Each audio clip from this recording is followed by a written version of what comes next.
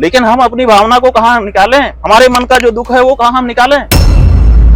लोग तो कहेंगे वेदों के आधार पर हिंदू चलेगा ना, हाँ मुसलमान ठीक है तो हिंदू चलेगा, मारो गाय को हमारे सामने। हम गुंडे हैं, हम अपनी माँ की रक्षा कर रहे हैं, हम गुंडे हैं। हम पूछना चाहते हैं भारत के प्रधानमंत्री से, क्या आपने किस आधार पर हमको गुंडा कहा? तो राहुल गांधी ने हिंदुओं को हिंसक कहा, आपने उनका समर्थन किया। नहीं, बिल्कुल गलत बात। ये आईटी सेल के द्वारा हमारी छवि को नष्ट करने के लिए ये बात चलाई जा रही है कि ये राहुल गांधी का या कांग्रेस का पक्षपात है। इनका इरादा क्या है कि भाजपा के पक्षपाती हो जाएं तो ये बहुत अच्छे हैं, नहीं तो कांग्रेस की। हमारा तो एजेंडा ही ऐसा है जिसमें कांग्रेस भी एक्सपोज हो रही है, भाजपा भी एक्सपोज हो रही है। आशीर्वाद का मतलब है कि आप गौ हत्या बंद कर दो, मत छुओ हमारा पैर, मत झुकाओ हमारे सामने से। हम यहीं से दिल खोल करके छाती फाड़ के आशीर्वाद दें। स्टिंग ऑपरेशन किया हुआ वीडियो रिकॉर्डेड वहां पर रखा हुआ है, और वो भी 13 एंगल से। भागवत जी में 13 एंगल भी बताए गए हैं। तो शिवसेना और बीजेपी को मैंडेट मिला था, लेकिन उद्धव ठाकरे को जब नई पद मिला तो वो कांग्रेस और एनसीपी के साथ चले गए जो उनके विरोधी थे। विश्वासघात किसने किया?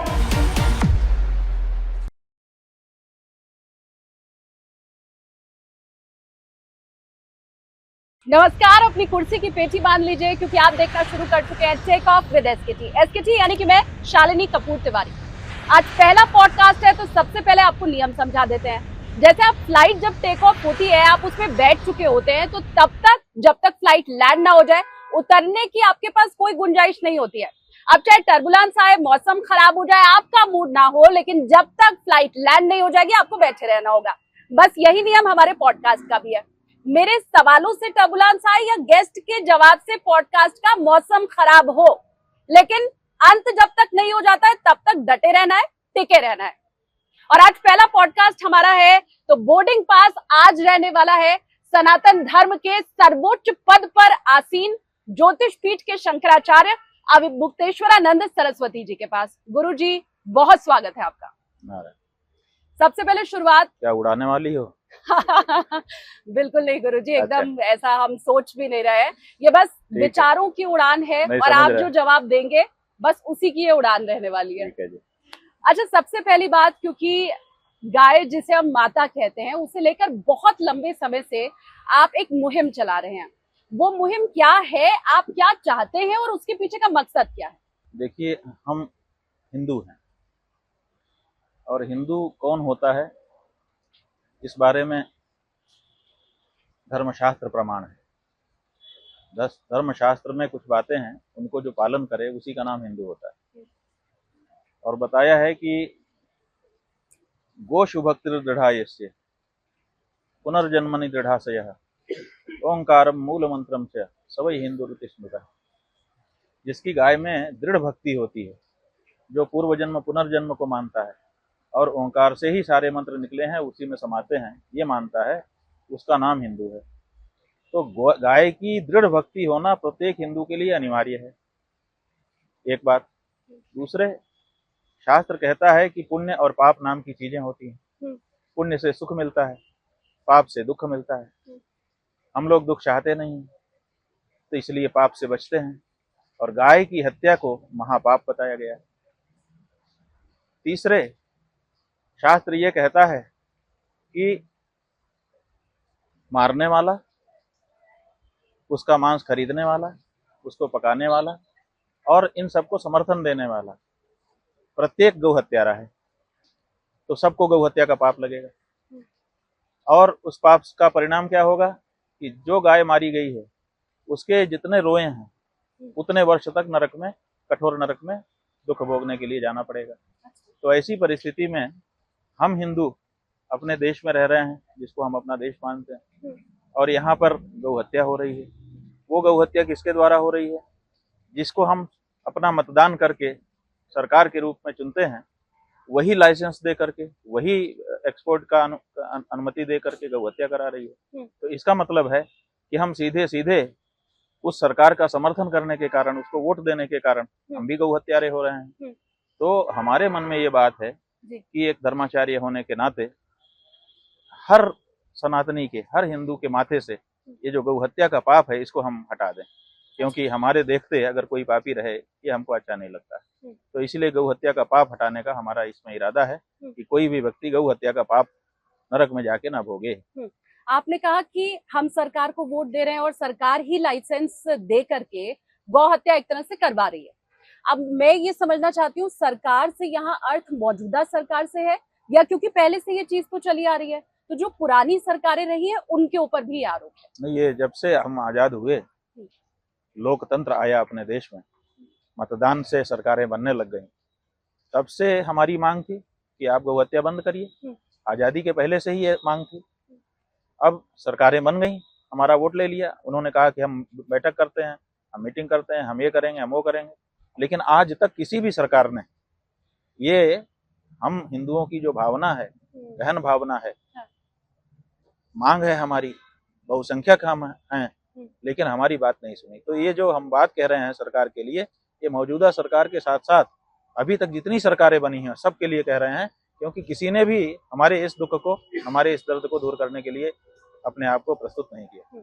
बहुसंख्यक हैं हम, आपने इस शब्द का इस्तेमाल किया। अब लोग तो यही कहते हैं कि बहुसंख्यक हम भले हैं, लेकिन हम तो लोकतांत्रिक देश में रहते हैं और लोकतांत्रिक देश में किसी भी धर्म समुदाय, मतलब जो अल्पसंख्यक भी है, उसके लिए भी उसके हित या उसका जो राइट्स है वो बराबर होता है। इसमें अल्पसंख्यक और बहुसंख्यक नहीं होता, हम तो लोकतांत्रिक देश में।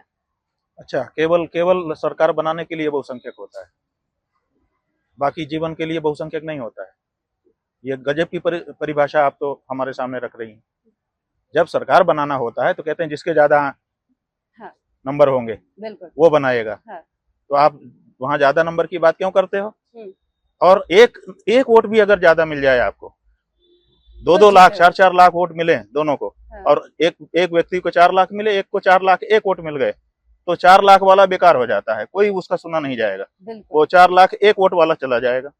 तो वहां तो आप नंबर की बात करते हो, और यहाँ कहते हो कि सबका समान अधिकार है। समान अधिकार कैसे हो जाएगा?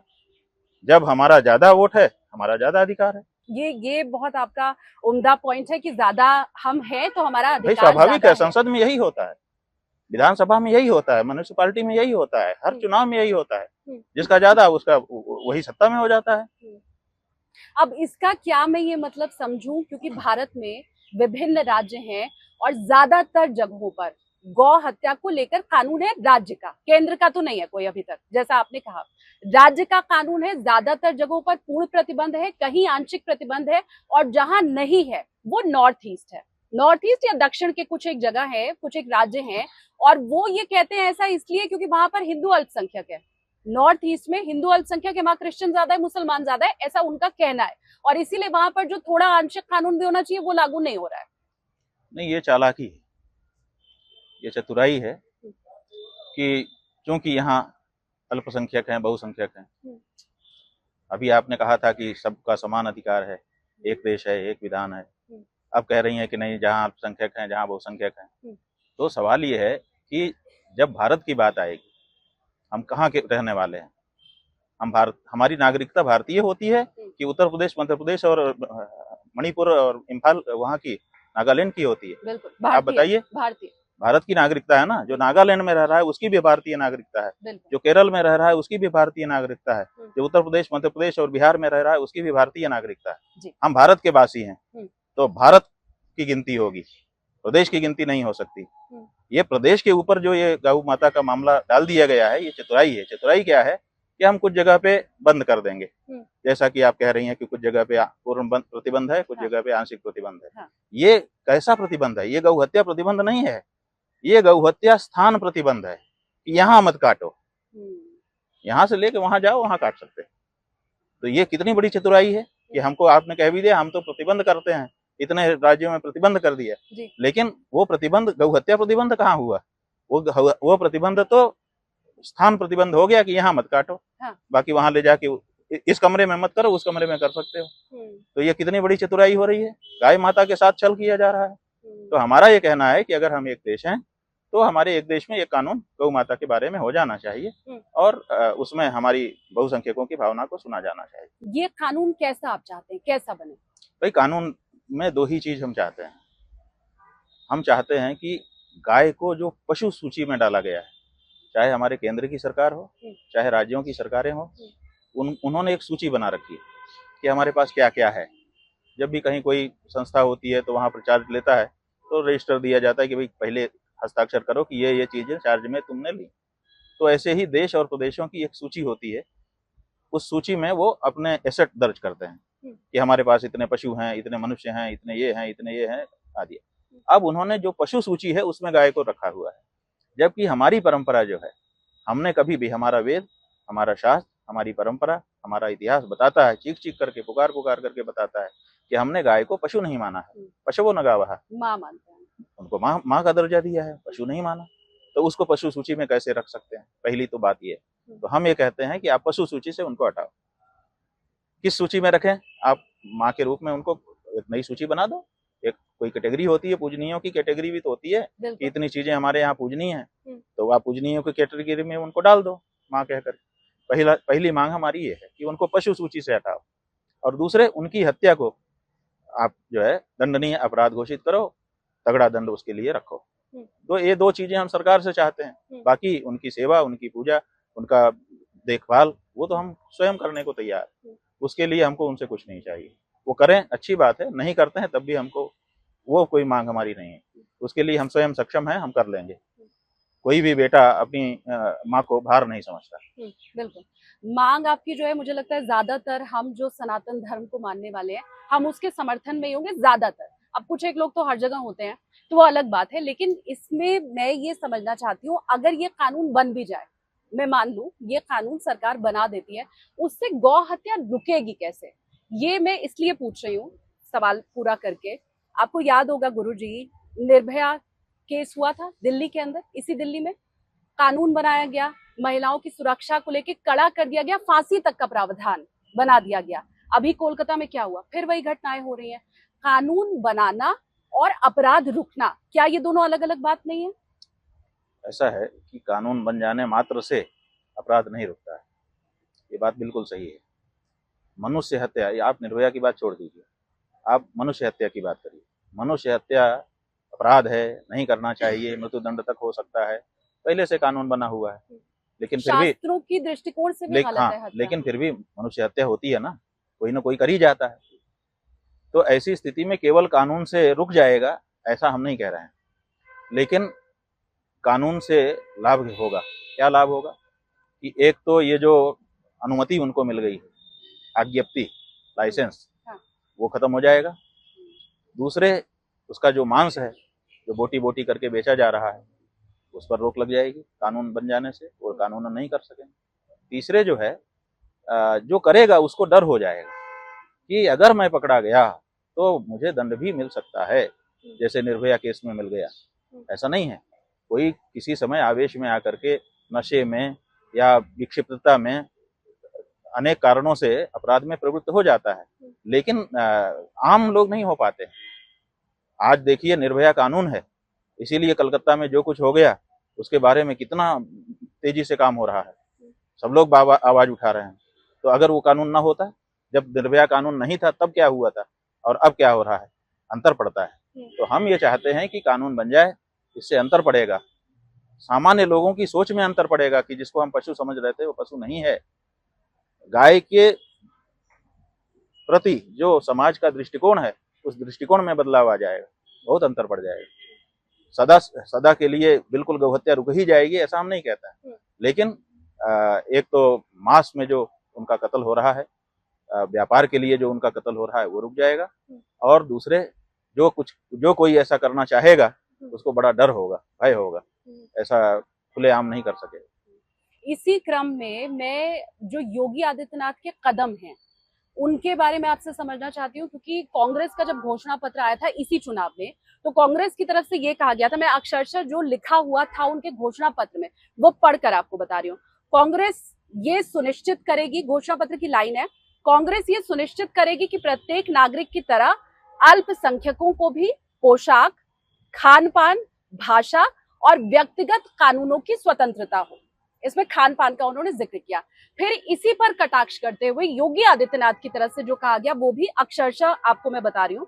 उन्होंने कहा ये लोग अल्पसंख्यकों को उनकी पसंद के खाने की छूट देना चाहते हैं।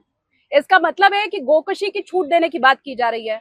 सीएम योगी ने इसके बाद कहा कि हमारी गाय को खाने की छूट ये लोग देंगे, इसका मतलब ये है, जबकि हमारा शास्त्र गाय को विश्व माता कहता है, उस गाय को ये कसाईयों के हाथों दे देंगे, क्या हिंदुस्तान कभी भी इसे स्वीकार करेगा?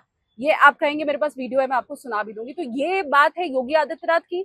उसके बाद बहुत से बूचड़ खाने जो लाइसेंस के तहत नहीं चल रहे थे, गैर कानूनी थे, उनको बंद कराया गया। और ये कांग्रेस का घोषणा पत्र जो मैंने आपको सुनाया। अब इसके ऊपर आपकी प्रतिक्रिया। देखिए, बात यह है कि पार्टी, कांग्रेस पार्टी कह रही है कि हम इनको खान पान की छूट देंगे, बाकी चीजें तो प्रसंग नहीं है इसलिए उनको छोड़ दी। खान पान के बारे तो मतलब इस्लाम का जो खान पान है उस पर रोक नहीं लगेगी। इस्लाम में जिनको खाने के लिए कहा गया है उनको खाने दिया जाएगा, ये कहना है। तो पहली बात तो यह है कि इस्लाम में ऐसा कहीं विधान नहीं है। अभी तक किसी मुसलमान ने हम लोगों को ऐसी लाइनें नहीं दिखाई है कि गाय का मांस खाना हमारे लिए धार्मिक रूप से अनिवार्य है। ये उन्होंने व्यवहार में बना रखा है। जब कोई कन्वर्ट होता है तो कहते हैं जब तक तुम गाय का मांस नहीं खाओगे हम तुमको मुसलमान नहीं माने। ये ठीक है, लेकिन उन्होंने कोई शास्त्र अपना नहीं दिखाया है कि एक मिनट रोक रही हूँ आपको। ये आपने बिल्कुल ठीक कहा कि उनके यहाँ अनिवार्य नहीं है, अनिवार्य नहीं है, लेकिन प्रतिबंधित भी नहीं है जैसे हमारे यहाँ। नहीं, ठीक है, प्रतिबंधित नहीं है ना। उनके यहाँ प्रतिबंधित अच्छा, है, दूसरा हाँ, ठीक है, प्रतिबंधित नहीं है लेकिन अनिवार्य भी नहीं है। एक तो धर्म का अनिवार्य अंग नहीं है कि आपको मांस खाना ही होगा, गाय का मांस। दूसरी बात यह है कि उनके शास्त्र में ये लिखा हुआ है कि तुम जिस देश में रहते हो उस देश में जो कानून हो उसको पालन करोगे और अपने लिए प्रयास करोगे कि हमारा कानून बन जाए। लेकिन जब तक आप अपना दारुल हरब कहते हैं, जब तक आप अपना इस्लामिक राज्य नहीं स्थापित कर देते हो उसके लिए प्रयास करते रहोगे, लेकिन जब तक स्थापित नहीं है तब तक जो कानून है उसको पालन करोगे। तो इस्लाम ये भी कह रहा है कि आप जिस देश में रहे हैं उस देश के कानून, इसका मतलब कि उस देश में जो बहुसंख्यक होंगे वो अपना कानून बनाएंगे, आपको उसको ओबे करना है। तो ये भी उनको ऊपर बंधन हो गया। पर कहाँ हो रहा था गुरुजी? 3 तलाक अभी तक चल रहा था, यूनिफॉर्म सिविल कोड को लेके पूरे देश में 3 तलाक क्यों चल रहा था? क्योंकि 3 तलाक उन्होंने बंद किया ही नहीं था भारत की सरकार ने। भारत की सरकार ने उनको अपने धर्म के अनुसार रहने की छूट दी हुई थी, इसलिए चल रहा था। आज बंद हो गया। आज क्या अब उनके धर्म में है 3 तलाक, लेकिन भारत में नहीं दे सकते। अंतर हो गया कि नहीं हो गया? और उन्होंने मान लिया। हाँ। इसका मतलब है कि जिस देश में रहेंगे उस देश के जो कानून होंगे उसको पालन करना पड़ेगा। ये उनका धर्मादेश है, उन्हीं के ही धर्म में कहा गया है। और तीसरे ये है कि किसी भी लोकतांत्रिक देश में आप ऐसी चीज कोई नहीं कर सकते हो जिससे किसी का दिल दुखता हो। आपको आजादी है, अभिव्यक्ति की आजादी है, लेकिन गाली देने की नहीं है। बिल्कुल। आप ऐसा नहीं कर सकते कि अभिव्यक्ति की आजादी हमारे संविधान में कही गई है इसलिए हम तो जिसको जो चाहेंगे कहेंगे, ऐसा नहीं हो सकता। उसकी भी एक सीमा है कि बिना किसी के दिल को दुखाए आप अपनी अभिव्यक्ति कर सकते हैं, बिना किसी को चोट पहुंचाए किसी भी तरह की। तो ऐसी स्थिति में खान पान के बारे में भी ये निर्णय हमको रखना पड़ेगा। तो एक तो ये बात हो गई। लेकिन कांग्रेस तो इसके पक्ष में ठीक है। कांग्रेस क्या करती है उससे हमें क्या लेना देना है। कांग्रेस ने जो कहा उसके सामने हमने बात बता दी कि ऐसा कुछ नहीं है कि मुसलमानों के लिए अनिवार्य हो, ऐसा भी कुछ नहीं है कि वो हमारे देश में रहते हैं तब भी वो अपने की जिद कर दें, और ये भी नहीं है कि किसी के दिल को दुखा करके वो ये खाएं। पर आजादी रहेगी तो आपकी मांग तो पूरी नहीं हो पाएगी। क्यों नहीं हो पाएगी? हाँ। जब हमारे ज्यादा लोगों का दिल दुख रहा है, ऐसा कैसे कानून बन सकता है कि ज्यादा लोगों को दुखने वाला कोई व्यक्ति को छूट दे दी जाए? बताइए। गाड़ी आपकी चलती है, आप दोनों तरफ तलवार बिल्डिंग करा करके चल पाएंगी? बिल्कुल। कि जो बगल में आए वो कट जाए? ऐसी कार को परमिशन मिलेगी, लाइसेंस मिलेगा सड़क पर चलने का? कोई कहे नहीं हम तो यही डिजाइन बना के चलेंगे, ये नहीं हो सकता है। किसी को क्षति पहुंचे, किसी को मानसिक आघात पहुंचे, शारीरिक आघात पहुंचे, आर्थिक आघात पहुंचे, सामाजिक आघात पहुंचे, ऐसा कोई कार्य अनुमति नहीं किया जा सकता। तो इसलिए किसी हालत में ये तो अनुमति हो नहीं सकती, कानून हो ही नहीं सकता, और कोई भी यहाँ आ जाए वो एक नहीं कर सकता। दूसरी बात यह है कि जहां तक आदित्यनाथ जी की बात आपने कही कि उन्होंने इसको पकड़ा बात को और पकड़ करके इसकी व्याख्या की और कहा कि क्या हिंदुस्तान इसको स्वीकार करेगा। उन्हीं की तो 10 साल सरकार थी। जिस सरकार में वो हैं उसी की डबल इंजन की सरकार थी। उनका इंजन तो पीछे वाला इंजन था ना, उसके आगे वाला इंजन तो केंद्र में बैठा था डबल इंजन की सरकार का। 10 साल में क्यों नहीं किया उन्होंने? उनके पास बहुमत था, उनके पास बोल्डनेस थी। उन्होंने गाय की हत्या को दंडनीय अपराध घोषित करने का और गाय को पशु की श्रेणी से हटाने का काम क्यों नहीं किया 10 साल में, ये इसका भी तो जवाब उनको साथ साथ में देना चाहिए। वो केवल केवल प्रदेश में तो केवल कांग्रेस के लिए आप बोल दो और अपनी पार्टी के लिए कुछ मत बोलो, ये सुविधा किसी को नहीं मिल सकती है। आप सुविधा से नहीं वक्तव्य दे सकते हैं, आपको सिद्धांत निरूपण करना पड़ेगा और उसकी जद में जो आते होंगे सबको उत्तरदायी बनाना पड़ेगा।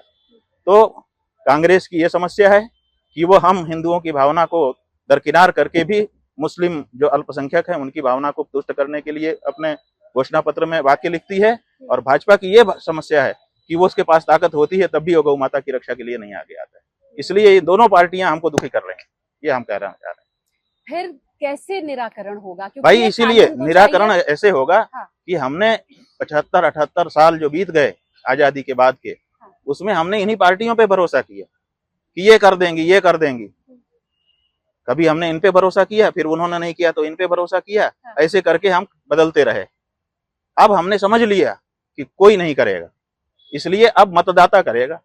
अब जब मतदाता संकल्प कर लेगा कि हम उसको देंगे ही नहीं जो कसाई है, जो माँ को माँ मानता होगा, भाई होगा, उसी को वोट देंगे। इसीलिए हम 33 करोड़ लोगों को संकल्पबद्ध कर रहे हैं। हमारा जो आंदोलन है वो ये नहीं है कि भीड़ इकट्ठा करके नारा लगाओ, तोड़ फोड़ करो, आगजनी करो, आमरण अनशन करके मर जाओ, ये हमारा आंदोलन नहीं है। गाय की प्रतिष्ठा के लिए हमारा जो आंदोलन है उसका स्वरूप ये है कि हम 33 करोड़ लोगों को संकल्प करा देंगे और वो उन्हीं को वोट देंगे जो शपथ पूर्वक घोषणा करेगा कि हम अगर सत्ता में आए तो गौ माता का काम करेंगे। तो अब जो भी पार्टी होगी, हमें पार्टी से लेना देना नहीं रह गया। अब हमको ऐसा आदमी चाहिए जो ये करे। कोई है आपकी नजर में? कोई नहीं ऐसा है कि जिसको हमारा वोट लेना होगा ना, उसको वैसा हो जाना पड़ेगा। कोई होता नहीं है। जब उसका काम चल रहा है तो वो तो ब्रह्मजाल में हमको डाले हुए है। यही 78 साल से हमने देख के सीख लिया। अब हमको वैसा चाहिए। पहली बार हो सकता है कि हमको फिर भी धोखा हो जाए कि हमसे कह दे, शपथ पत्र घोषणा कर दे और जीत करके फिर ना करे, लेकिन दोबारा के लिए तो फिर वो नहीं अर्ह होगा। इसलिए अब जब 33 करोड़ लोग एक तरफ खड़े होंगे कि हम गाय के लिए वोट करेंगे, ये काम बंद होना चाहिए, तो कोई भी पार्टी होगी वो अपना बदल लेगी, स्वभाव बदल लेगी, देख लेना आप। क्योंकि 33 करोड़ लोगों की 33 करोड़ वोटों की उपेक्षा नहीं कर सकते। ये बीजेपी तो हमेशा से कहती रही कि हम ही हिंदुओं की पार्टी है, हमसे ठीक है ना, हिंदुओं की पार्टी हो तो हमको कितना अच्छा लगता है कि कोई हमारी पार्टी है। जब हमको समस्या आएगी कोई खड़ा होगा, लेकिन जब वो सत्ता में आती है तो हमारे जो मूल, हमारी जो सबसे बड़ी हमारी भावना है, गौ हत्या रुके। देखिए, सनातन धर्म में हर चीज का महत्व है, लेकिन सबसे ज्यादा महत्व किसका है इसका पता इस बात से चलता है कि जब किसी भी हिंदू के घर में रोटी बनती है तो पहली रोटी गुरु की भी नहीं होती। जबकि हम सनातन धर्मी गुरु के पास जाते हैं तो हाथ जोड़ के बोलते गुरु ब्रह्मा गुरु विष्णु गुरु देव, आप ही सब कुछ हो, ब्रह्मा विष्णु महेश सब आप हो। लेकिन जब रोटी बनी तो गुरु महाराज को नहीं मिलती है पहली रोटी। हम भगवान को बोलते त्वमेव माता च पिता त्वमेव बंधु सखा त्वमेव विद्या द्रविणम त्वमेव सर्वम, आप ही सब कुछ हो। लेकिन जब रोटी बनती है तो भगवान को भी पहली रोटी नहीं मिलती है। पहली रोटी हमारे घर के बुजुर्ग को नहीं मिलती, पहली रोटी हमारे घर के प्यारे बच्चे को नहीं मिलती, पहली रोटी अगर मिलती है किसी को तो गाय को मिलती है। ये क्या बताता है? ये बताता है कि गाय हमारी प्रायोरिटी है। सबसे पहले हमको गाय की रक्षा करनी चाहिए और सब वो हमारा कर्तव्य है। तो अब जब हमारे लिए सबसे पहले गाय है, स्पष्ट है, हमारे व्यवहार से पता चल रहा है, तो उस गाय का काम, देखिए हमारे पास ताकत ना हो तब हम सहन कर सकते हैं, लेकिन शक्ति संपन्न हो जाए उसके बाद भी उसको बुला दें, ये अपराध है। और ये अपराध उन लोगों से सबसे हुआ है, लेकिन उन लोगों का ज्यादा माना जाएगा जो अपने आप को गौभक्त भी दिखाते हैं और गाय के कंपनी से चंदा भी लेते हैं और गाय की हत्या को बढ़ावा भी देते हैं। गौ भक्त की आपने बात की गुरुजी, तो मुझे ये बताइए, क्योंकि बहुत से गौ रक्षक हैं, अच्छे हैं, वही दो धड़ा होता है ना, अच्छा और बुरा दोनों। आपने अखलाक की हत्या की खबर भी सुनी होगी, गौकशी के शक में मॉब लिंचिंग की खबर भी सुनी होगी, आंकड़े तमाम भरे पड़े हैं। तो वो लोग जो खुद को गौरक्षक बोलते हैं लेकिन मात्र शक के आधार पर किसी की हत्या कर देते हैं, तो क्या गाय के जीवन में किसी मनुष्य की हत्या का हो जाना उचित है? देखिए, गाय के लिए तो बड़े बड़े लोगों ने अपना जीवन बलिदान कर दिया, बहुत अनेक उदाहरण है। हमारे कूका जो सिख समुदाय है वो तो तोप के सामने खड़े हो गए, उड़ा दो, और बहुत बड़ी संख्या में उनको उड़ा दिया गया गाय के लिए।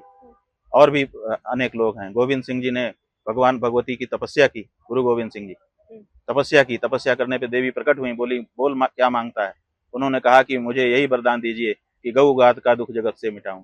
तो गऊ घात के लिए तो हमारे मन में इतनी भावना है कि हम अपने प्राण को उसके प्राण से छोटा समझते हैं एक बार। लेकिन हम ये नहीं कहते कि शक पर किसी को मार दिया जाए।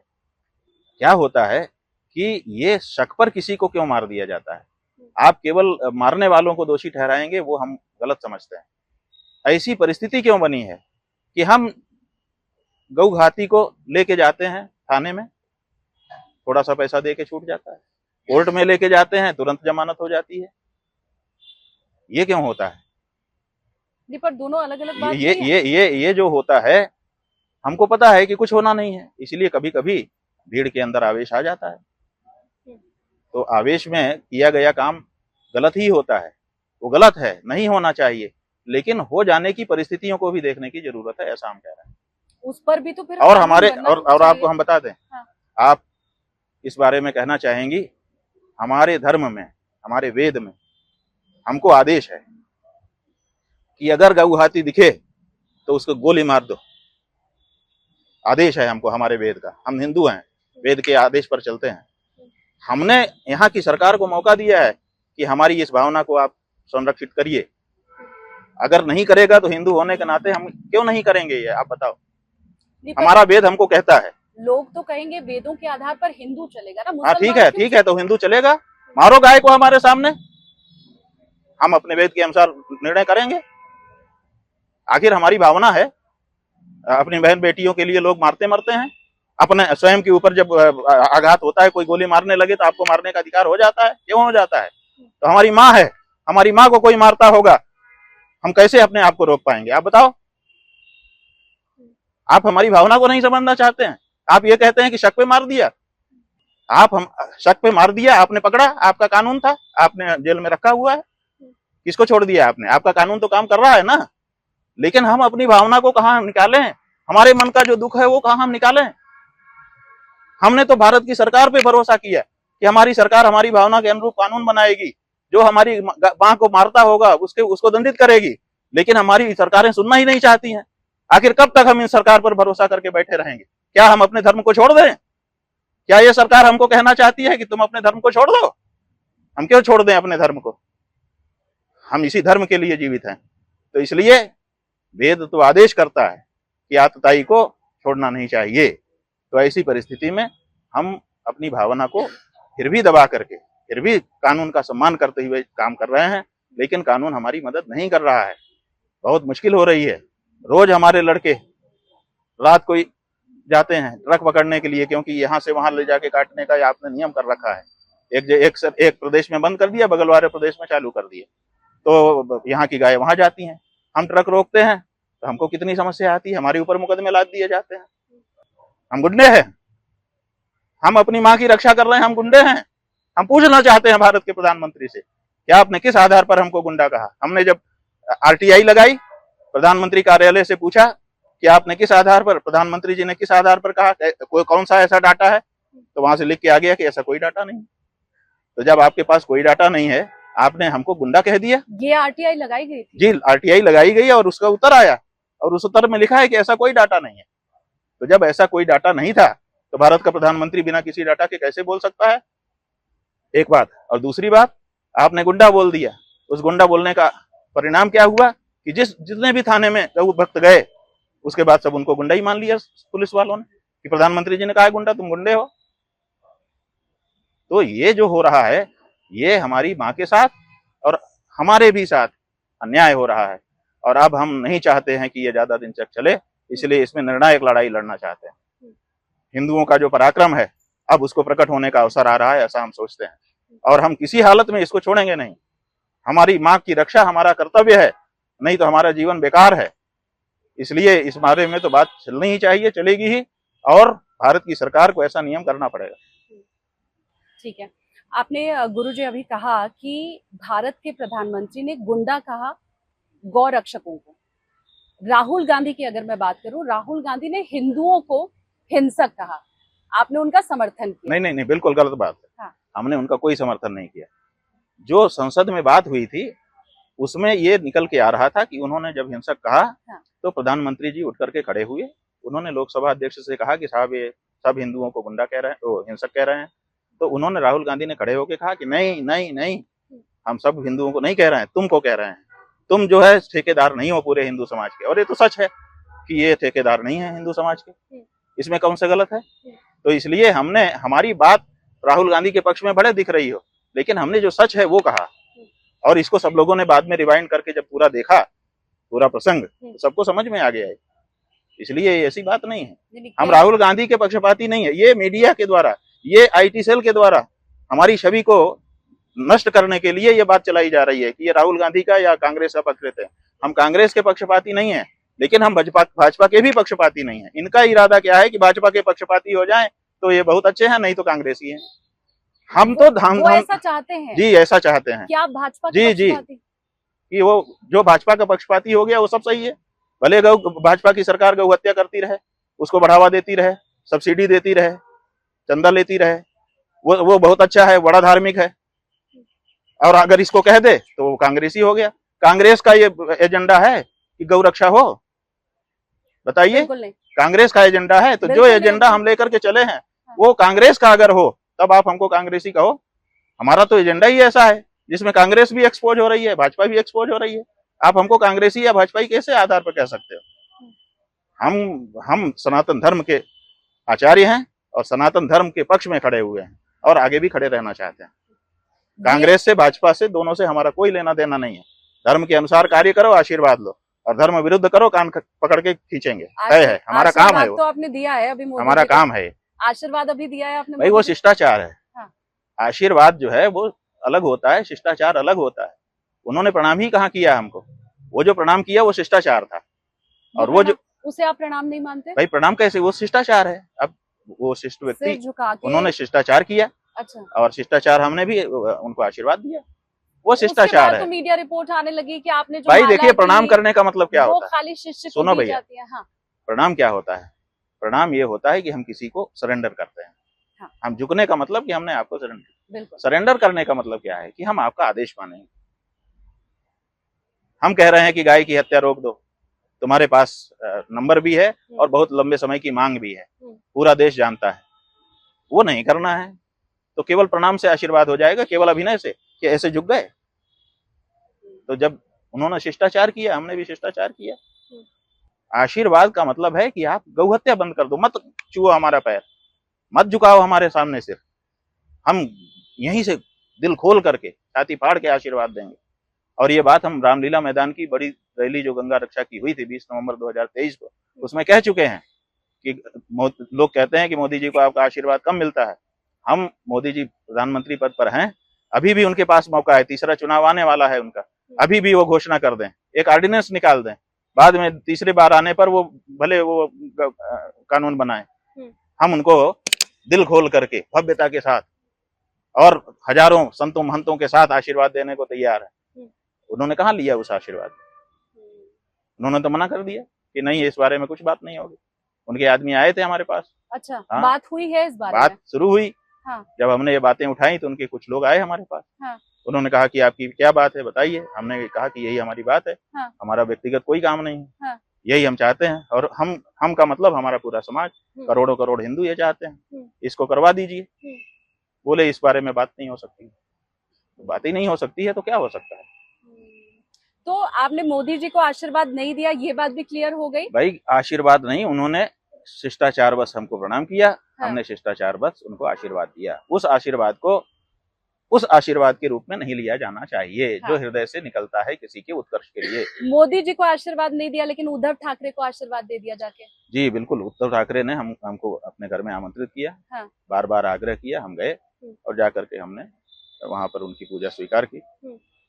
उसके बाद आपने ये भी कहा कि इनके साथ विश्वासघात हुआ। ठीक है ना, तो वो हमको जो उचित लगा हमने कहा। हाँ। अब मैं ये यहाँ समझना चाहती हूँ कि जब चुनाव हुआ था तो शिवसेना और बीजेपी मिलकर चुनाव लड़ी थी, ठीक है। आपने कहा कि जनता जिसे समर्थन दे उसकी सरकार 5 साल चलनी चाहिए, जो न्याय संगत है। तो शिवसेना और बीजेपी को मैंडेट मिला था, लेकिन उद्धव ठाकरे को जब नई पद मिला तो वो कांग्रेस और एनसीपी के साथ चले गए, जो उनके विरोधी थे। तो विश्वासघात किसने किया?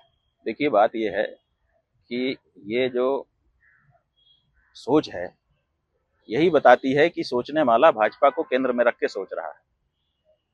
ये गलत कैसे है, आप बताइए। हमने जो कहा उसका अर्थ ऐसे लगता ही नहीं। बात यह है कि भाजपा और शिवसेना दो हिंदू पार्टियां हैं, दोनों को हिंदू रक्षा के लिए हिंदुओं ने समर्थन अलग अलग समय में अलग अलग जगह दिया हुआ है। अब वो जो दोनों पार्टियां हैं, दोनों मिल करके चुनाव 30-40 वर्षों से लड़ रही थी, उनका बहुत पुराना संबंध था।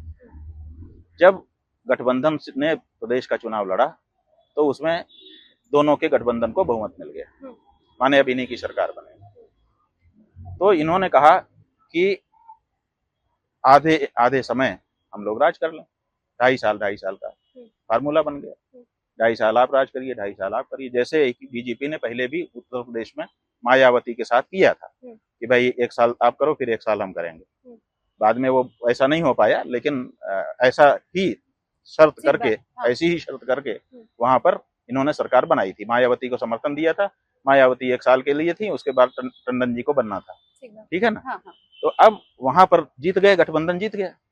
उन्होंने कहा साहब 2.5 साल आप, 2.5 साल आप क्योंकि ज्यादा बड़े हैं, ज्यादा सीटें आपकी हैं, आप राष्ट्रीय पार्टी हैं, तो आप पहले चुन लीजिए कि आप पहले सरकार बनाना चाहेंगे कि बाद में बनाना चाहेंगे। अगर आप हमको सबसे पहले सरकार बनाने का मौका देते हैं तो मंत्रालय में तारीख लिख देंगे कि इतनी तारीख तक के लिए ये सरकार है, इस तारीख को इस्तीफा देगी, फिर भाजपा सरकार बनेगी।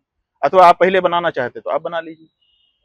तब उस समय भाजपा ने उनको छोड़ दिया कि भाई ये नहीं होगा, हम ये नहीं करेंगे, हम तो 5 साल सरकार बनाएंगे। तो उनका जो है गठबंधन साथ में हुआ था, सहमति के आधार पर हुआ था, फिर गठबंधन उनका सहमति के आधार पर टूट गया कि हम साथ ही नहीं रहेंगे। ठीक है, होना ये चाहिए था। बीजेपी को भनक नहीं लगी थी गुरुजी? नहीं, ऐसा नहीं, दफ्तर में थी, भनक नहीं लगी थी। हाँ। भनक की बात नहीं है, ये उनकी बातचीत हुई और अंत में ये बात जब नहीं मानी गई, तब वो लोग अलग हो गए। अलग होने के बाद फिर स्वाभाविक है, अब जब अलग हो गए फिर कौन क्या करता है इसका तो कोई मतलब नहीं। जाते विरोधी से, सुनिए तो, दुश्मन से कैसे, सुनिए तो बता रहे हैं, ये राजनीति है। राजनीति में एक बार जब आपके साथ हमारा छूट गया साथ, फिर हम किसके साथ जाते हैं इससे कोई मतलब नहीं। तो वो चले गए, अब उन्होंने जाकर के सरकार बना ली। तो हम भाजपा के लिए तो कहीं नहीं रहे थे कि इसने विश्वासघात कर दिया। इसने जो है, इसको चाहिए था कि छोटे भाई की तरह उनको भी आधा मौका देते, वो एक अलग बात है, वो सदाशयता की बात है। लेकिन बाध्य तो नहीं थी भाजपा, इसलिए बाध्य नहीं थी तो उसने नहीं माना, उनका साथ टूट गया। अब साथ टूट जाने के बाद राजनीतिक दल है, कोई कहीं जाता है। भाजपा जब मुफ्ती महबूबा मुफ्ती के साथ सरकार बना सकती है तो शिवसेना वाला जो है कांग्रेस के साथ नहीं बना सकता, जो राष्ट्रीय पार्टी है, जिसका व्यक्ति इस समय नेता प्रतिपक्ष है, वो उसके साथ नहीं बना सकता। आप पीडीपी के साथ बना सकते हो, आप वो उनके साथ बना लिया तो गड़बड़ हो गया। आप भी तो हिंदू पार्टी हो, आपने उनके साथ क्यों बनाया? तो ऐसी परिस्थिति में वो हमारा मतलब नहीं था। हमारा मतलब था कि जब ये अलग हो गए, अलग होकर के इन्होंने कांग्रेस के साथ अगाड़ी बना करके सरकार बना ली, तब इनका एक साथी जो था वो मंत्री बन गया और काम करने लगा, सब सही था, उसको कोई मलाल नहीं था इस बात का कि शिवसेना जो है वो कांग्रेस के साथ चली गई। लेकिन कुछ दिन के बाद फिर वो अचानक विधायकों लेकर के चला गया दूसरे प्रदेश में, वहां होटल में रुक गया और कहने लगा कि ये है वो है। फिर वो कहता क्या है कि ये बाला साहब ठाकरे के साथ अन्याय है। पहले कहाँ था अन्याय जब तुम मंत्री बने थे? उसको हम कह रहे थे कि वो उसने धोखा किया। हम भाजपा को नहीं कह रहे हैं, हम उसको कह रहे थे कि उसने पीठ में छुरा घोंप दिया, क्योंकि पहले उसका ये सिद्धांत नहीं था कि इनके साथ नहीं जाना चाहिए। पहले तो गया और मंत्री बना, मलाई लूटी, प्रशंसा पाई, और उसके बाद जब उसका वहां पे घर बन गया तब उसने इनको धोखा देके गिरा दिया और खुद मंत्री बन गया। तो हमारा आशय अभी भी स्पष्ट है, उस समय भी स्पष्ट था कि किसने विश्वासघात किया। हम भाजपा को विश्वासघात करना नहीं कह रहे हैं, हम कह रहे हैं एकनाथ शिंदे को कह रहे हैं। 100% ठीक बात आपने गुरुजी बोली, लेकिन जैसे आपने ये कहा ना कि राजनीति में तो ये होता ही है, जब आपने छोड़ दिया साथ तो अगला किसी के भी साथ जाए, फिर उसे दोषी नहीं कह सकते। सवाल ये है। इसी बात को कंगना रनौत ने कहा। कंगना रनौत ने कहा राजनीति में तो ये होता ही है, न पहली बार पार्टी टूटी है, न पहली बार दूसरी तरफ गठबंधन हुआ है, न पहली बार विधायक है। भाई जो राजनीति में है वो राजनीति नहीं करेगा तो क्या करेगा? यही वो भी कह रही है कि विश्वासघात कैसे है, राजनीति है। विश्वासघात करने का लाइसेंस राजनीतिक व्यक्ति को नहीं मिल जाता, यही कहना हमारा उद्देश्य था। किसका समर्थन किसका विरोध होगा ये तो बाद की बात है। हमारे वक्तव्य से, हमारा वक्तव्य क्या है उसकी आत्मा को समझने की कोशिश करिए। हमने ये कहा कि आप राजनीतिज्ञ बन गए तब भी आप हिंदू तो हैं, और हिंदू धर्म में विश्वासघात नहीं स्वीकार्य है। इसलिए विश्वासघात राजनेता को भी नहीं करना चाहिए। वो जो व्यक्ति हैं जिनका आप नाम ले रही हैं, शिंदे साहब, वो नहीं, वो जो दूसरा नाम ले रही कंगना हैं, रनौत जी, उन्होंने ये कहा कि हम ये नहीं करेंगे तो क्या करेंगे, गोलगप्पा बेचेंगे। हाँ, इसका ठीक मतलब है हाँ, कि वो ये मान रही हैं, उनके दिमाग में ये बात है कि राजनीतिज्ञ को ये करने का अधिकार है, कोई दोष पाप उसको नहीं है। हम ये कह रहे हैं कि नहीं, राजनीतिज्ञ भी हिंदू है, इसलिए विश्वासघात करने का अधिकार उसको नहीं मिल गया है, तो पाप जितनी भी लगेगा। पार्टियां भारत में आज तक टूटी हैं, कांग्रेस भी टूटी है, 2-2 बार टूटी ठीक है, तो वो सब विश्वासघात की श्रेणी में क्यों नहीं आएंगे। आप एक साथ चले हो, रास्ते में आप जो है पलट जाते हो, और हम पहले कह रहे थे चलो हाथ पकड़ के, और बाद में कहते हो कि रुक जाओ, रोक देते हो हमको। विश्वासघात नहीं तो क्या है, पार्टियां तो यही चलती गाड़ी में करती रहती हाँ, हैं, तो करती रहती हैं तो विश्वासघात है, कल उसमें फिर इसमें ठीक है, हाँ ठीक है, करती रहती है ना, वो विश्वासघात की श्रेणी में आएगा, उसका पाप लगेगा, और जब नरक में जाएंगे तब पता चलेगा। ये बात बताना किसका काम है, धर्माचार्य का काम है कि नहीं, कि तुम जो कर रहे हो ये पाप है। वो पाप को ही पुण्य ना समझ लें, पाप को ही अधिकार ना समझ लें, इसको तो कम से कम दिमाग में साफ करना करेगा कोई बोल करके, वो कौन करेगा। वो हमने किया कि राजनीति की ये ना समझे कि उनको विश्वासघात करने का लाइसेंस मिला हुआ है, उनको भी दोष लगता है, उनको भी पाप लगता है, उनका भी शरीर छूटेगा, वो भी परलोक में जाएंगे, वहां उनका भी न्याय होगा, और वहां प्रोटोकॉल नहीं मिलेगा कि तुम मुख्यमंत्री थे, तुम प्रधानमंत्री थे, तुम मुख्यमंत्री थे। वहां पर आपके आचरण देखे जाएंगे, आपने धोखा दिया है, उसका फल भोगना पड़ेगा। इस बात का एहसास कौन कराएगा आखिर राजनीतिज्ञों को। ये गुरु लोग कराते थे पुराने जमाने में, अब गुरुओं ने कराना छोड़ दिया, गुरु पिछलग्गू बनने लग गए, तो कोई तो कराएगा। बिल्ली के गले में घंटी कोई चूहा तो बांधेगा। तो हमने सोचा कि हम ये इसी माध्यम से ये बात करते हैं ताकि इस पे चर्चा चले, विश्वासघात, पाप, पुण्य, इस पे एक चर्चा तो चले, लेकिन इसकी ज्यादा चर्चा न चला करके लोग राजनीति में ज्यादा चर्चा चलाते हैं। क्यों? क्योंकि वो जानते हैं कि अगर ये बात चलाई तो बड़ी मुश्किल हो जाएगी, तो लेकिन इसी बात से उनका परिष्कार होगा। इसलिए हम सब राजनीतिज्ञों को इस कैमरे के माध्यम से भी कह देना चाहते हैं कि आप राजनीतिज्ञ हो गए, खूब भोगो, 5 साल, 10 साल, 15 साल, इतना ही तो राजनीति करोगे, लेकिन जो पाप दोष हो जाएंगे आपके सीट पर बैठने के बाद के, उनका फल लंबे समय तक नरक में भोगना पड़ेगा। इस बात को भी याद रखो। इसलिए आपको सीट पर बैठाया गया अच्छा काम करने के लिए, सीट पर इसके लिए नहीं बैठाया जाता है कि आप जो है अशास्त्रीय, अधार्मिक, पाप का काम करें। ये बात। आखिरी सवाल, क्योंकि आपने कहा ये धर्म गुरुओं का ही तो काम है, हम नहीं बताएंगे तो कौन बताएगा।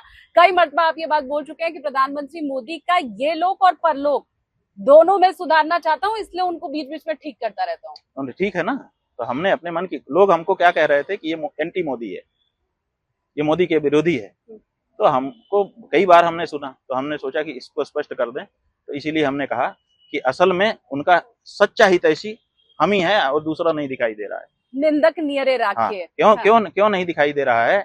क्योंकि लोग उनके लोग के बारे में सोच रहे हैं और उनके भी लोग के बारे में नहीं सोच रहे हैं। वो उनके नाम से अपने खुद जीतना चाहते हैं, इसीलिए वो जो करें सब ठीक कर रहे हैं। लेकिन आखिर तो देखिए, ये हिंदू धर्म है, अगर हम हिंदू धर्म को मानते हैं तो हमको हिंदू शास्त्र मानना पड़ेगा, हिंदू प्रक्रिया माननी पड़ेगी। और हिंदू प्रक्रिया यही है कि एक बार जब शरीर छूटता है तो जीवात्मा जो है यमराज के दरबार में जाते हैं, वहां निर्णय होता है। वहां चित्रगुप्त हैं, चित्रगुप्त का मतलब गुप्त चित्र, स्टिंग ऑपरेशन किया हुआ वीडियो रिकॉर्डेड वहां पर रखा हुआ है, और वो भी 13 एंगल से। भागवत जी में 13 एंगल भी बताए गए हैं। अच्छा। कि किस एंगल से हर समय यमराज आपके चरित्र का वीडियोग्राफी करते रहते हैं। तो वहां पर कोई झूठ नहीं बोल पाता, क्योंकि जैसे ही बोलता है वैसे ही डिस्प्ले कर देते हैं चित्रगुप्त, तो वो तुरंत गुप्त चित्र निकाल देते हैं और दिखाई देता है। तब फिर वो सिर झुका लेता है कि जी ये तो हुआ था, तब उसको भोगना पड़ता है। तो अगर आप हिंदू हो तो आपको हिंदू धर्मशास्त्र मानना पड़ेगा, और उसके अंतिम में क्या प्रक्रिया है उसको भी मानना पड़ेगा। इसलिए इस जीवन में पाप से बचना पड़ेगा। आपको पाप करने का लाइसेंस नहीं मिल जाता है कि आप अमुक प्रोफेशन में हैं इसलिए आप पाप कर सकते हैं। ये बात स्पष्ट है, और ये बात कोई ना कोई तो बताएगा। तो हम मोदी जी को बता रहे हैं कि भैया मोदी जी 15 साल 20 साल आप राज करोगे, उसके बाद का भी तो सोचे रहो, क्यों उसके बारे में आंख बंद कर लेते हो। तो उनके इस लोक के और उस लोक के भी हम हितैषी हैं। और सच बात यही है कि हम किसी दुर्भावना से अभी तक कभी भी नहीं बोले हैं। हमारे मन में ये रहता है। हमारे मन में पहले ये रहता था कि जब हम बोलेंगे, क्योंकि देखिए हमारी उनकी कोई बातचीत तो है नहीं, कोई ऐसा तरीका नहीं है कि हम उनको अपनी बात कह दें, तो हमको आप लोगों का सहारा लेना पड़ता है, मीडिया का, कि इनमें बोलेंगे तब वो कहीं हो सकता है पहुंच जाए वहां तक बात। तो हम ये सोचते थे कि जब हम बोलेंगे तो किसी न किसी आदमी को वो भेजेंगे कि आपकी क्या बात है, समझ लेंगे और जितना हो सकता होगा उसमें करेंगे, कहेंगे कि अच्छा ठीक है, हम देखते हैं कि इसमें कितना हम कर सकते हैं। लेकिन ऐसा तो कभी दिखाई नहीं दिया, इसलिए अब हमने जान लिया कि उनको करना नहीं है, लेकिन जो बोल देता है वो दोषी नहीं होता है। अगर हमारी आंखों के सामने गलत हो रहा है और हम चुप रहे तो हम भी दोषी हो जाएंगे। तो अब हम केवल बोलते हैं अपना दोष बचाने के लिए कि भैया ये ना कोई कहे कि उस समय किसी क्यों नहीं बताया, तो हम कह रहे हैं कि हमने तो मौका रहते बताया था, तुम्ही ने नहीं सुना था, अब तुम जाना, तुम्हारा काम जाना। तो इतिहास जब लिखा जाएगा तो उसमें ये नोट किया जाएगा कि अविमुक्तेश्वरानंद जी बार बार चिता रहे थे, सरकार को बता रहे थे, लेकिन तब भी किसी ने नहीं सुना, उल्टे बीजेपी का टैग लगा दिया, बीजेपी विरोधी का जी, और कांग्रेस के पक्ष का टैग लगा दिया। चलिए, लेकिन आज ये बात भी क्लियर हो गई हमारे इस पॉडकास्ट के जरिए कि आप कांग्रेस के भी हितैषी नहीं है, दोनों से आपको नाउम्मीदी हाथ भाई, हमको सबसे नाउम्मीदी है। 55 साल से ज्यादा का समय कांग्रेस पार्टी ने राज किया इस देश पर।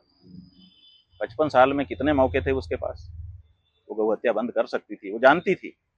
आप देखिए, कांग्रेस पार्टी का इतिहास निकाल करके आप देख लीजिए, 90 साल तक स्वतंत्रता संग्राम का युद्ध चला, स्वतंत्रता का संग्राम चला। 90 साल में जब से कांग्रेस पार्टी आई, कांग्रेस पार्टी जहां पर उनका राष्ट्रीय अधिवेशन होता था, एक दिन पहले गौ रक्षा सम्मेलन होता था। आप इतिहास निकाल के देखिए। और ये जब जाते थे घरों में कि आप आइए हमारे आंदोलन में भाग लीजिए, तो लोग कहते थे क्यों आंदोलन में भाग लें, बोले अंग्रेजों को भगाना है। तो उस समय की जो जनता थी भारत की, वो अंग्रेजों को पसंद करने लग गई, क्योंकि उन्होंने सड़कें बनाई थी, उन्होंने स्कूल बनाने शुरू कर दिए थे, उन्होंने सुधार के कार्यक्रम शुरू किए थे, तरह तरह के न्याय करना शुरू कर दिया था, न्यायाधीश, लूटपाट के जो होते थे, ठगी का जो होता था, उन सब के बारे में, डकैतों पे अंकुश, ऐसे बहुत सारे उन्होंने काम किए थे, जिसके कारण जनता उनको पसंद करने लग गई। यहाँ के लोग राय बहादुर बनने लग गए थे और अंग्रेज सरकार के पक्ष में जनता चली गई। तब जनता कहती थी कि भैया ये तो अच्छे हैं, ये तो अच्छा काम कर रहे हैं, काहे को हम इनको भगाएं, क्योंकि वो समझते थे कि पहले वाले जो थे वो थोड़ा हमारे ऊपर धार्मिक अंकुश लगाते थे। लेकिन अब ये फिर 1857 आया। 1857 में मेरठ में कैंट छावनी में घटना घट गई। एक सिपाही था, जब उसको कमांडर ने आदेश किया कि कारतूस खोल, तो वो कारतूस मुंह से खोला जाना था और उसमें गाय की चर्बी थी, तो उसने मना कर दिया कि नहीं, मैं ये नहीं खोलूंगा। कहा नहीं, तुम पहले हमारे साथ अनुबंध कर चुके हो कि जो आदेश कमांडर का होगा उसको मानोगे, यही सेना का नियम है। सेना में आदेश ही प्रमुख है, और क्या है सेना में। सेना इसीलिए सफल हो जाती है कि कमांडर के आदेश पे जो सिपाही है वो कुछ भी करने को तैयार है, जान देने को तैयार हो जाते हैं, कभी भी डिसओबे नहीं करते हैं। तो तुम डिसओबे नहीं कर सकते हो, ये तो हमारा सेना का अनुशासन ही खराब हो जाएगा। वो बोला नहीं, ये हमारा धर्म है, हम ये नहीं कर सकते, गाय के मांस को हम मुंह के पास सवाल ही नहीं है। और इसी पर टकराहट हुई, और आप जानती हैं कि मंगल पांडे ने गोली चला दी, लेकिन वो नहीं स्वीकार की। इससे पूरे देश में बाद में उसको फांसी पे चढ़ा दिया गया। पूरे देश में ये मैसेज चला गया कि अगर अंग्रेज ज्यादा दिन रहेंगे तो ये गाय काटेंगे और हमको भी गाय का मांस खाने के लिए मजबूर करेंगे, इसलिए इनको भगाना जरूरी है। और इसी बात का फायदा उठा के कांग्रेस पार्टी ने घर घर में ये कहा कि इनको भगाना जरूरी है, ये जब भागेंगे तब गौ हत्या हम बंद कर पाएंगे, स्वराज स्थापित होगा तब गौ हत्या बंद होगी। तो ये जितने इतने सम्मेलन होते थे, एक दिन पहले गौ रक्षा सम्मेलन होता था। और आप इतिहास उठा करके देख लीजिए, कांग्रेस पार्टी ने सबसे पहले 2 बैलों की जोड़ी अपना चुनाव चिन्ह बनाया। नेहरू जी जो है 2 पंजे पे नहीं आए थे, नेहरू जी 2 बैलों की जोड़ी पे प्रधानमंत्री बने थे देश के। उसके बाद फिर इन्होंने गाय बछड़ा, जब कामराज के साथ इनका डिस्प्यूट हो गया जी, पार्टी टूट गई, तो इन्होंने गाय बछड़ा बनाया अपना चिन्ह, दूध पीता बछड़ा। माने गाय के नाम पे चुनाव लड़ रहे थे और गाय के नाम पे चुनाव जीत रहे थे, सत्ता बना रहे थे, और फिर गाय की हत्या करवा रहे थे, उसको बंद नहीं कर रहे थे। दोषी है कि नहीं है? कांग्रेस दोषी है, 55 साल से ज्यादा का समय उसको मिला। इधर ये भी दोषी है। अच्छा, कांग्रेस भी दोषी और इधर ये भी दोषी। ये कहते थे हम हिंदू हैं, वो तो गाय के बारे में केवल बात करते थे, बाकी कहते थे हम तो धर्मनिरपेक्ष हैं। हाँ। लेकिन ये तो हिंदू भी अपने आप को कहते थे। अब एक हिंदू, आप आंख बंद करके इमेजिन करिए, कल्पना करिए कि एक हिंदू को जब सत्ता मिलेगी तो वो क्या गाय की रक्षा नहीं करेगा? बिल्कुल करेगा। ये बात है। तो हमारा यही कहना है कि अभी तक ट्रू हिंदू भारत की सत्ता में बैठा ही नहीं है। यही हमारा कहना है, और वो उसको बैठाना, एक ट्रू हिंदू को बैठाना। ठीक है, बहुत शुक्रिया गुरुजी। कहते हैं धर्मो रक्षति रक्षिता, तो अब उसी की राह पर आगे बढ़ने का, जो जैसे आप राह दिखा रहे हैं, तो उसी की राह पर। और एक बात और हम आपको कह देना चाहते हैं, एक बात फैला दी गई है कि संतन कहाँ सीकरी सो काम। किसी प्रसंग विशेष में कोई बात कही जाती है, उसको सब जगह नहीं लगाया जा सकता। ये लोग उसको सब जगह लगाते हैं, कहते हैं कि साधु होकर के राजनीति में इनका क्या काम, ये तो सन्यासी है, इनका राजनीति में क्या काम। ये बात आम जनता के मन में राजनीतिज्ञों ने भर दिया है, जबकि हमारे पूरे इतिहास को, पुराण को उठा करके देख लीजिए, सदा अंकुश जो है धर्माचार्यों का राजा के ऊपर रहता रहा है। लेकिन उसको इन्होंने, अब कोई राजनीति के बारे में थोड़ा भी बोलता है, अरे आप सन्यासी हो के ऐसा बोल रहे हैं? अच्छा, तुम राजा होकर के हमारी गाय को मार डालो, हमारी माँ को मार डालो, तुम राजा होकर के सब धर्म के काम अपने हाथ में ले लो, और हम कुछ बोले ही ना, फिर हमारा मतलब क्या है? हम आए किस लिए? तो इसलिए ये जो धारणा बना दी गई है, ये मिथ्या धारणा है। देश के हर सन्यासी को, देश के हर हिंदू को, हर साधु को धर्म के लिए खड़ा होना चाहिए, और इन राजनीतिज्ञों के बारे में जनता को सावधान करना चाहिए।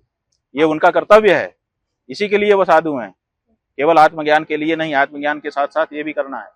तो इसलिए ये जो धारणा है, इसको तोड़ने की जरूरत है, ये हम कहना चाहते हैं। ये जो चुभती हुई बात जो फैलाई जा रही है कि धर्म गुरुओं को नहीं पढ़ना चाहिए राजनीति में, ऐसे ही एक और चुभती हुई बात अब हाईकोर्ट की तरफ से ये कही गई है कि आप तो साधुओं की तो गरिमा कभी भंग होती नहीं है, तो आप ये क्यों मानहानि का केस दायर कर रहे हैं? हाईकोर्ट की तरफ से सुनवाई में यही बात आपको कही गई कि साधुओं को तो इससे बहुत ऊपर होना चाहिए, संत को तो इससे बहुत ऊपर होना चाहिए, मतलब हर कोई सीख। ठीक है ना, अब जो सीख उधर से राजनेता दे रहे हैं, वही सीख यहाँ कोर्ट हमको देने लग गया। सवाल ये है कि जब आप कानून बना रहे थे मानहानि का, तो उसमें आपने क्यों नहीं लिख दिया कि साधु संतों को, सन्यासियों को मानहानि का दावा नहीं चलेगा? आपके कानून बनाने वाले मूर्ख थे, और आप ही विद्वान हो इस समय जो आप कुर्सी पे बैठे हुए हो। क्या ये सही है? उस समय उन्होंने क्यों नहीं कहा? एक बात। दूसरे, मानहानि होती किसकी है? जो मान धनी है उसी की मानहानि होती है। और हमारे यहाँ 3 तरह के लोग हैं, एक जो धन की इच्छा करते हैं, दूसरे जो मान की इच्छा करते हैं, और तीसरे जो धन मान दोनों चाहते हैं, बीच वाले हैं।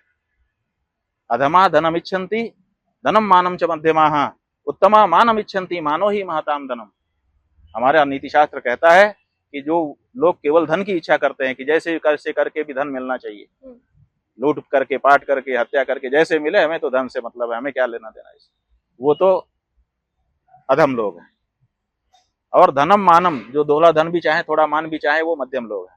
और जो उत्तम है वो तो मानम इच्छन्ति, वो तो मान ही चाहते हैं, वो मान से ही जीवित हैं, वो धन से नहीं जीवित है। तो जो साधु सन्यासी हैं, विद्वान हैं, वो तो मान से ही जीवित हैं, उनके पास तो और कुछ है ही नहीं है, और वही उसी पे आप आघात कर रहे हो, तो वो नहीं जाएंगे। एक बात। दूसरी बात ये है कि आप कहते हैं कि इनको मान की जरूरत नहीं। ठीक है, एकदम सही है। एक सन्यासी के रूप में सच में हमको मान अपमान प्रभावित नहीं करता है, लेकिन हमारे साथ हमारा पीठ जुड़ा हुआ है, और वो पीठ अगर एक बार जनता में उसके प्रति धारणा बदल गई, आज उसके प्रति धारणा है कि ये न्याय का पीठ है, ये सत्य का पीठ है, ये धर्म का पीठ है, तो उस पीठ से जो बात कही जाती है उसको लोग अंगीकार करते हैं। और एक बार उसके बारे में अगर अवमान आ गया लोगों के मन में, तो उस पीठ पर बैठ करके क्या करेगा? इसलिए जज अपने लिए स्वतंत्र है कि मैं अपने व्यक्तिगत रूप से, मेरी कोई अवमानना की गई, मैं उसको ध्यान नहीं देता, लेकिन पीठ की अवमानना की जाए तो क्या कोई जज उसके खिलाफ करेगा कि नहीं? आप देखिए, जो अवमानना के केस चलते हैं, न्यायालय की अवमानना के, वो जज की अवमानना के नहीं होते हैं। हाँ। वो न्यायालय की अवमानना के केस होते हैं, और न्यायालय की अवमानना के लिए दोष दिया जाता है, ये नियम है। तो हमने जो मुकदमा किया है, इस बात को हमारा न्यायाधीश समझ नहीं पा रहा है कि हमने अपने व्यक्तिगत मान अपमान के लिए नहीं दिया है। हम मान अपमान से ऊपर होने के लिए प्रयास करते रहते हैं, लेकिन हमने, हमारी जो पीठ है, उस पीठ का कंसर्न है लाखों करोड़ों सनातन धर्मियों से, उसका अपमान नहीं होना चाहिए। तो अपने पीठ के सम्मान की रक्षा के लिए हमने मुकदमा किया है और हमारा अधिकार। ठीक है, बहुत शुक्रिया गुरुजी इतना समय हमें देने के लिए और इतनी सारगर्भित बात बताने के लिए। उम्मीद मैं यही करूंगी कि ये जो आपकी मुहिम है वो रंग लाए और तमाम हिंदू आपके साथ जुड़े इस काम में। बहुत शुक्रिया। देखिए, सबसे पहले हम अभी यहाँ चातुर्मास में हैं, दिल्ली में चातुर्मास करने कर रहे हैं। यहाँ से चातुर्मास करने के बाद हम भारत के सभी प्रदेशों में जा रहे हैं, 36 प्रदेशों में, और 36 जगह पे गौ ध्वज की स्थापना कर रहे हैं। क्योंकि ये कहा जा रहा है कि कुछ प्रदेशों में गौ भक्ति है, कुछ प्रदेशों में गौ भक्ति नहीं है, तो हम सभी प्रदेशों में जा रहे हैं और हर प्रदेश में जाकर के वहाँ ये गौ ध्वज की स्थापना करेंगे ताकि वहाँ गाय की बात चले, वहाँ के लोगों को हम जो हमारी भावना है उसको हम समझा सकें। ऐसा भी किसी को न लगे कि ये हमारे खिलाफ हैं। हम उनको अपनी भावना बताएंगे, अपने शास्त्र, अपने परंपरा को दिखाएंगे और हमको पूरा भरोसा है कि कोई भी देश में ऐसा व्यक्ति नहीं है जो हमारी भावना को ना समझे। तो हम उसको समझाएंगे और इस तरह से सभी 36 प्रदेशों में गौ ध्वज की स्थापना के माध्यम से हम ये संदेश देंगे कि गाय के मामले में पूरा देश एक हो रहा है। प्रेम से कही हुई बात तो हर कोई मानता है।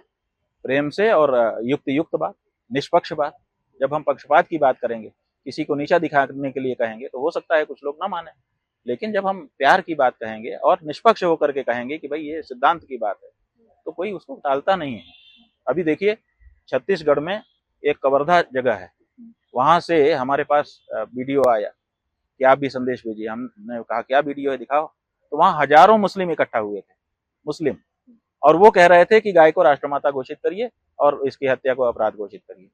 ये बात शंकराचार्य जी को बता दी जाए कि हम लोग ये बैठक यहाँ पर कर रहे हैं। अब बताइए, इसका मतलब है कि वो भी ये चाहते हैं, हजारों की संख्या में इकट्ठा होकर। क्षमा चाहूंगी गुरुजी, लेकिन वो तो भारत को माता मानने को राजी नहीं है।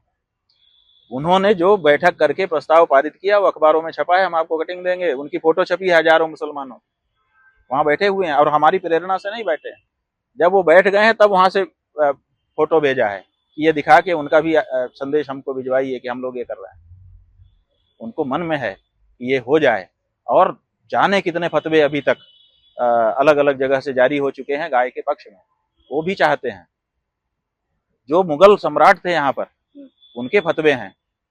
जो हुमायूं का पिता था, वो मरते समय हुमायूं को कह के गया कि बेटा राज करना और देखो गाय को कभी कुछ मत होने देना, यहाँ के हिंदुओं को नागवार गुजरता है।